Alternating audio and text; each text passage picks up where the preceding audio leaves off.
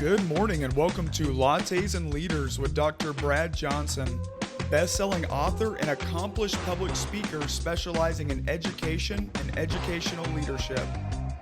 I am your co-host, Jeremy Johnson, organizational psychology consultant specializing in career coaching, training, and development. Meet us here each week to discuss topics in education and leadership and meet with some of the top education talent and thought partners from across the globe.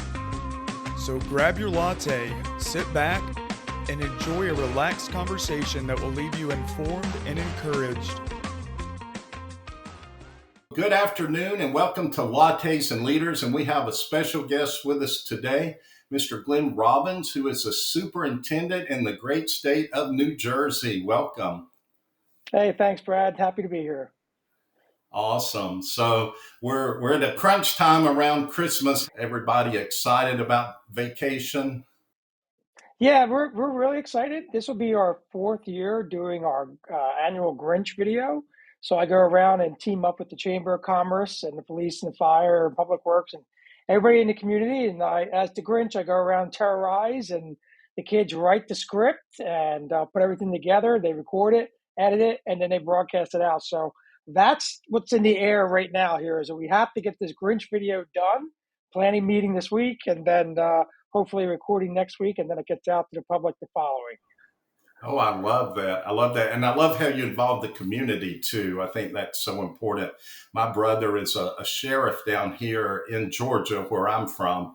And, you know, he really focuses on doing a lot with the schools and interacting with the schools and, you know, shop for with a cop and all those types of things. So I love when I hear that superintendents are doing that as well, because I think it just builds such a strong community. It's fantastic. The Grinch has been arrested a few times. He's been in front of the mayor. He's been in front of the court.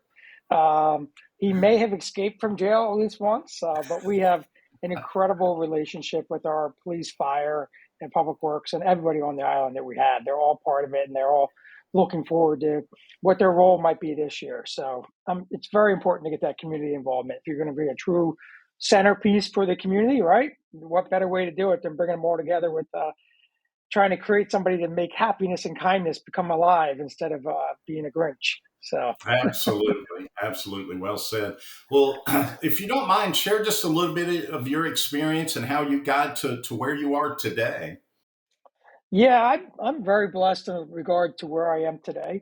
I had a lot of different rejections and failures along the way to get to where I am.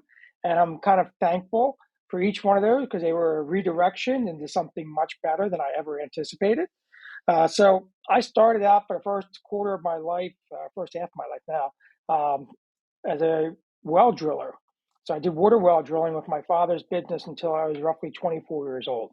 So on the back of a rig and/or doing customer service, whatever it may be. I worked in that family business, and then had the opportunity to go to college, because I learned hard work was something, hard manual labor was not something I wanted to do for the rest of my career, and went to college. And then from there, just got into teaching and coaching, and then moved up right away, faster than I thought, into an assistant principal role. I was an assistant principal for roughly 4.5 years at a very large high school district in New Jersey, and then was able to get a job as a middle school principal over another town. And from there, I was roughly there for about 4 years. And then a town that I grew up in, where my grandparents were, and my aunts and uncles, that had a superintendent opening. So I went there for 4 years. And then I said, you know what? I want to go back to the beach. After college, all the jobs I had were all along the Jersey Shore.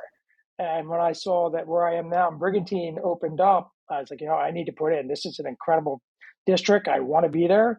And thankfully, I've been here, and in February will be 5 years. And we've accomplished some rather impressive things. I came in a month before COVID started in February, and then the jobs kicked off and got to know everybody Zooming and virtually in March. And like I said, I used it all to our advantage to make things better. We used every opportunity, every crisis as an opportunity.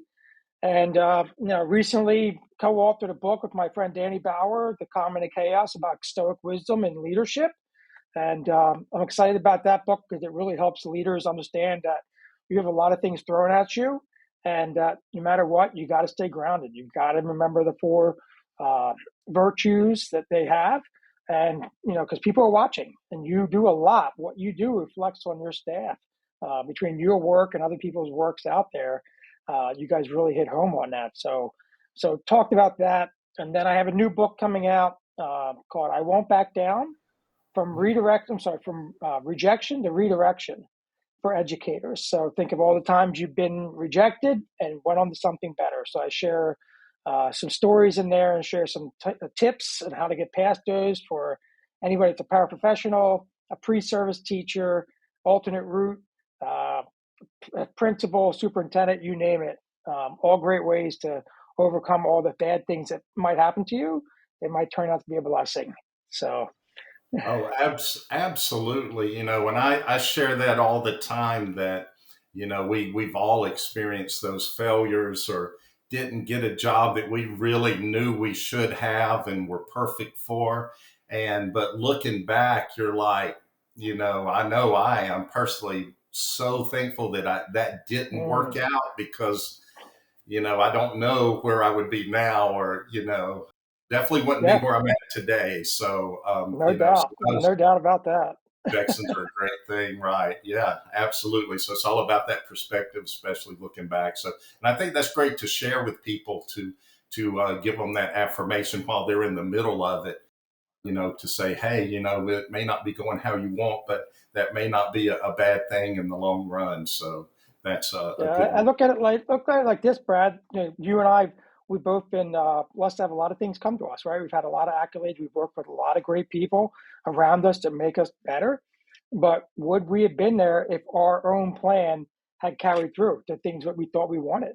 And, so that book, I'm excited it's going to be coming out at the start of the new year, but I tie it into music and I tie it into famous musical artists who were also rejected.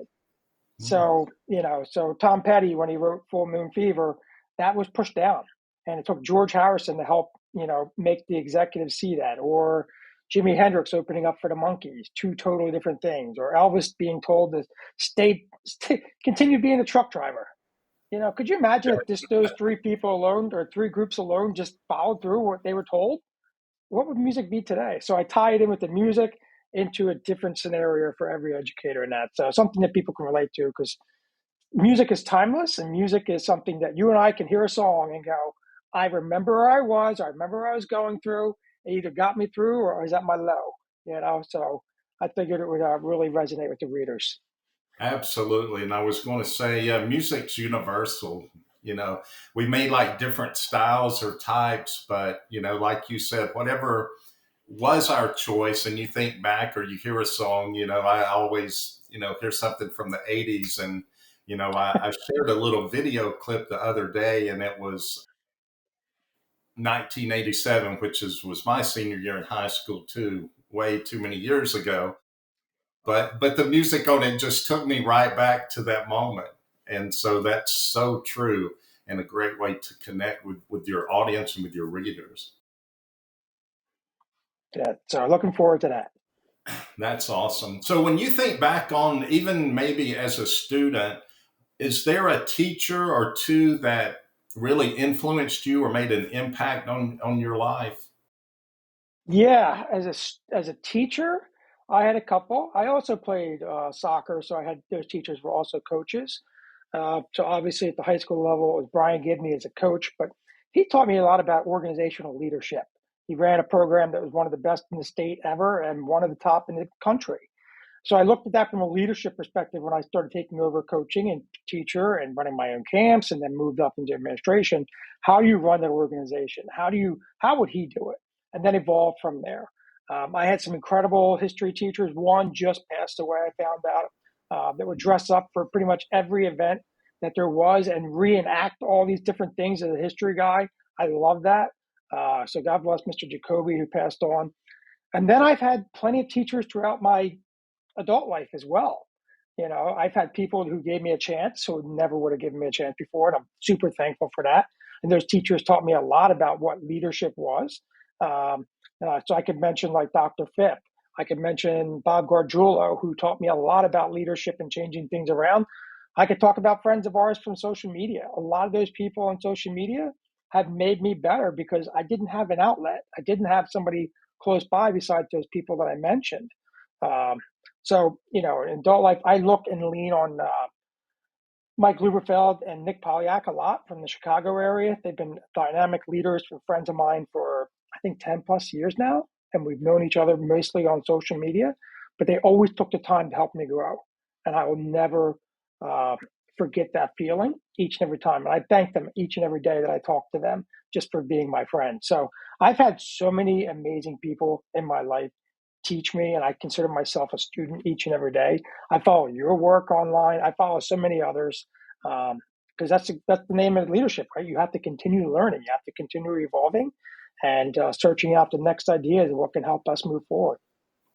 Well, when you think back over your career and moving through the different positions and now as a superintendent, what one or two attributes, whether it's personality or a leadership trait you saw in someone or just developed yourself that you think have helped you be so successful?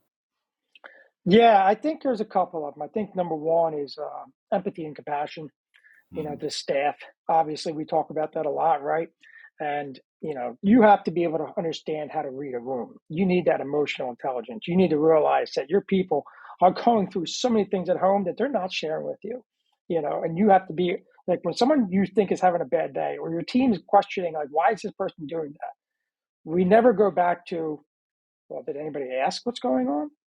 Is this person going through something right now that they could use some help with? So I think that's a chief component that I really learned, that empathy, that compassion, and understanding that human beings are your number one valuable capital, right, in any organization.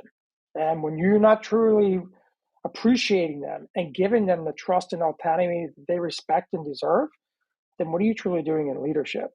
I think another thing is, like I mentioned earlier, the Stoic philosophy. I picked that up along the way, just being a historian. Um, I think there's a lot that can be read and understood from these leaders and the people who went through turbulent times, who went through way worse things than we could ever done, 3,000 years ago, but yet they still hold true to today. So I think about Marcus Aurelius a lot. He lost how many children? His best friend tried to backstab him by throwing a coup. He was in the height of the plague. When he's ruling everything, he's weak, and people are constantly thinking he's going to pass on because he's so weak in structure and frail.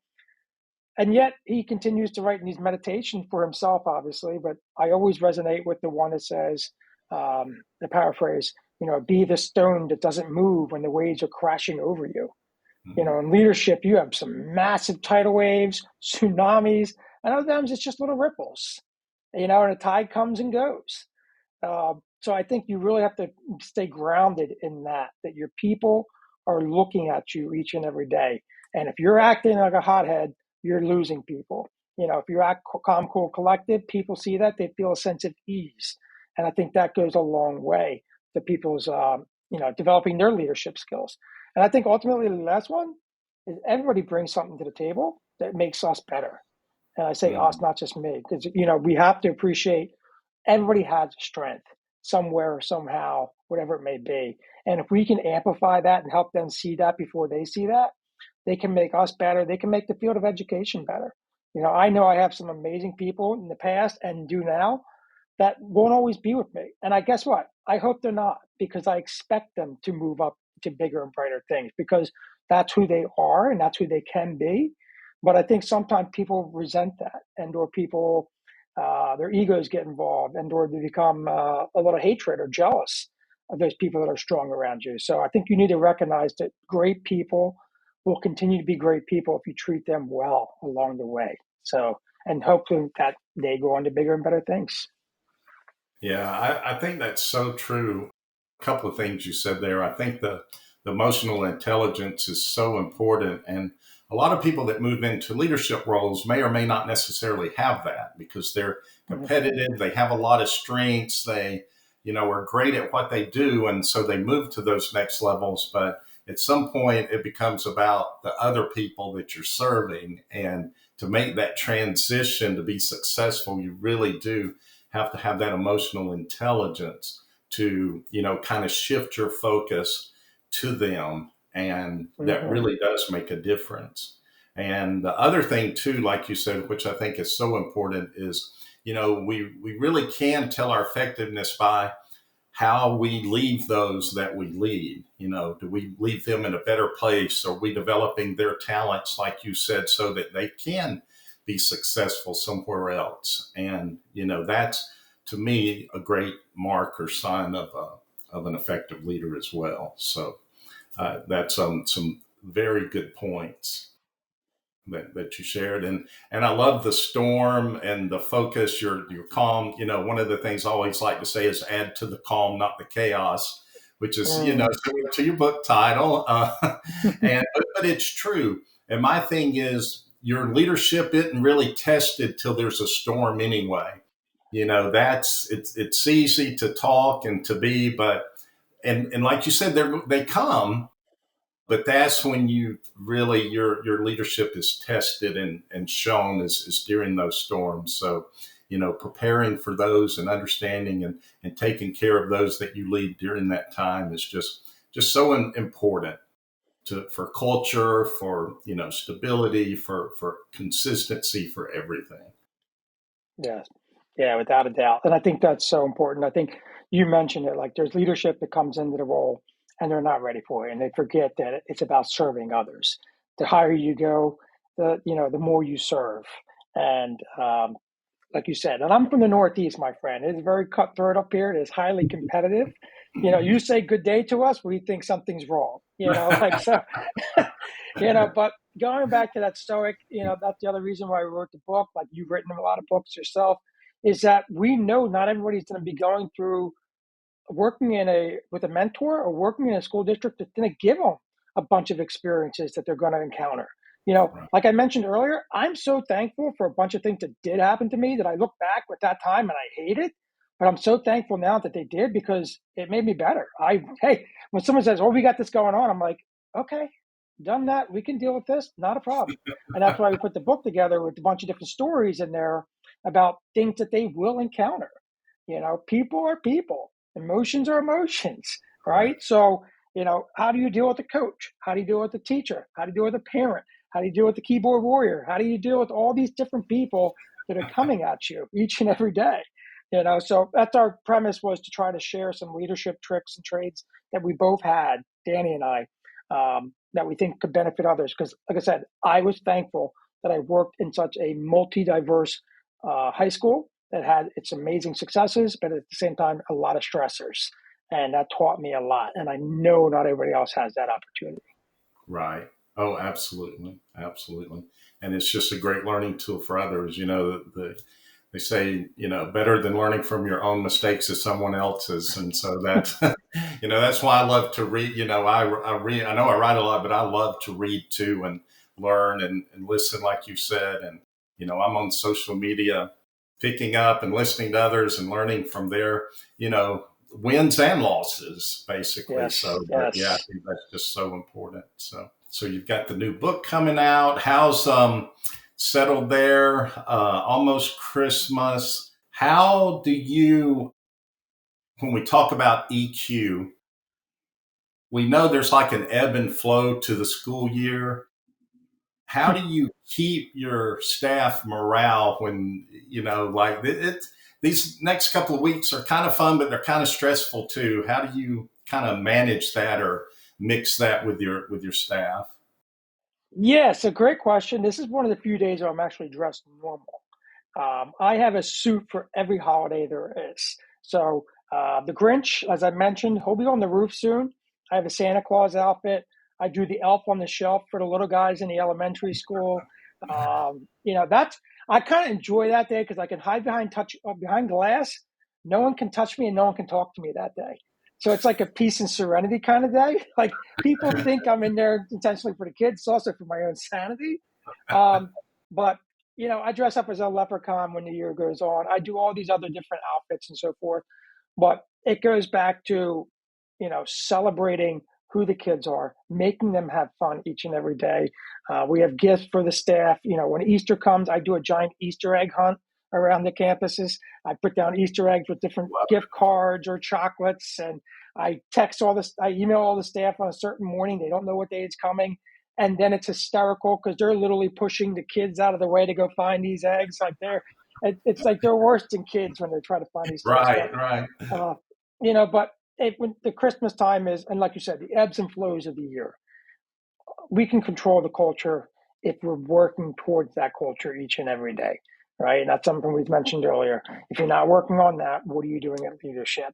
And I have to help lift up my people. I know that there are some people who just lost a loved one, some people who are going through divorces, some people who are having issues at home. And I need to help without exposing who they are due to confidentiality, but try to help them raise up and celebrate them, make them smile. I wear those crazy outfits because it not only takes the anxiety away from a kid and makes a kid smile, it makes the teacher smile. And when they forget about a grading of a kid or a parent email that they had just for a couple minutes to see their idiot superintendent dressed up in this wacky outfit, it makes them smile and laugh. And I think that's ultimately my job, is to control the energy as we go out throughout the year. Oh, I love it. That's a great attitude, and I'm sure that your staff, your teachers love that too. So, because it's authentic, it's real, and that's something that they can appreciate for sure. Yeah. As you look back over your career and think about other leaders coming up, is there a tip or two, idea, strategy, something, a nugget of wisdom, if you will, that you would like to share as kind of a parting thought? Yeah, I think first and foremost, get mentors, Yeah. reverse or older mentors, whatever it may be. There are so many dynamic people out there that can help you learn. And all you do is reach out to them. You might not even know them. Reach out to them. You appreciate their work and say, I've been following you for quite some time. I'd love to learn more. 9 out of 10 times, they're going to say, yes, thank you so much. I'd love to help you out any way I can. So I love having mentors. I also love being a mentor. I do that for AASA, mentor aspiring superintendents for the last couple of years. It's something of giving back and trying to help people through the hard times and the good times. So mentors is huge to me. And, to your point earlier, reading. You always need to be figuring out or trying to understand how people led in certain situations. There are so many great dynamic leaders out there. And being a historian, I love reading about, historical figures that led through triumphant times. I love reading about Stoicism. I love reading about, military leaders or whatever it may be. I just picked up The Last Lion. I'm on chapter of the 3rd book of Winston Churchill. Always, appreciative of him. But, trying to understand how they dealt with such adversity, such hatred. Nothing's really changed. Like I said, emotions are emotions with people. And how did they deal with it? How did they get through? I read a couple of years ago, I read Oppenheimer because it was just the movie was coming out. But I was infatuated with, here's this man who is the most powerful man in the world, who then ends up getting fired and pushed down and almost like driven out of the country. Sort of like Churchill. He helps lead Great Britain in the world. And then after the war is over, he gets voted out. So it puts things in perspective for you as a leader, that you have a job of many, but there's also a shelf life. So it keeps you humble. It keeps you learning. And so I recommend mentors and reading. Awesome. Yeah. Well, as we go, would you mind sharing the name of your book that'll be out again? Because when this airs, it should be out, so we'll have a link to it. But what is the name of it again? Yeah, so the main title is I Won't Back Down, just like the Tom Petty song. Everybody jams to that song, right? So I won't back down from rejection to redirection for educators. I won't back down from rejection to redirection for educators. I love that. I love that. Awesome. Well, thank you so much for being on today and kind of sharing a little bit of your journey and sharing some great wisdom. I loved your insight. I think everything you said was right on the money. I can see why you are successful and have gotten the accolades that you have, and that you really have that servant mindset that I think is so critical for being a successful leader. So again, thank you so much for being on and sharing your story with us. Thanks, Brad. It's an honor to be on here with you, man. You're an amazing rock star. Been following your work for many years, so I've learned a lot from you over the years too. So don't ever sell yourself short. You're making a big difference, even in the state of New Jersey, my friend. So I really appreciate you. All right. Thank you so much. This has been Lattes and Leaders with Dr. Brad Johnson. We hope that you leave today feeling informed and inspired. For more educational content, be sure to add this podcast to your list and follow Dr. Johnson on any and all social media platforms. For more information on Dr. Johnson, Jeremy Johnson, and special guests, check out drbradjohnson.com. That is DOCTOR, bradjohnson.com. Hope to have you back soon.